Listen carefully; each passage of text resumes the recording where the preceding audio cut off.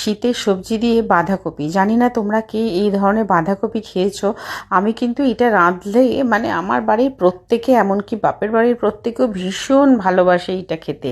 তোমাদেরকে জানালাম যে তোমরা অবশ্যই এটা রান্না করবে, করে আমাকে নিশ্চয়ই ফিডব্যাক দিও।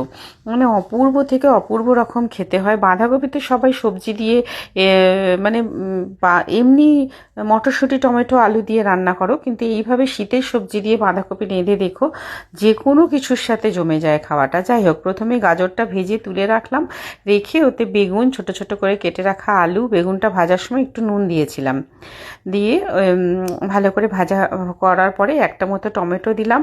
আর মাঝে দেখলাম আবার তেল দেবো, তার জন্য ওগুলো আর সবজিগুলো না দিয়ে একটুখানি মাঝখানে জিরে ফোড়ন দিয়ে একটু সামান্য তেল দিয়ে ভাজা ভাজা করে নিলাম।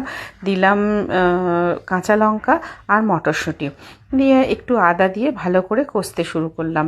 কষতে কষতে একটু মনে হলো যে না, এরপর একটুখানি ভালো মশলাগুলো মিশে গেছে, নুন হলুদ দিয়ে দিলাম।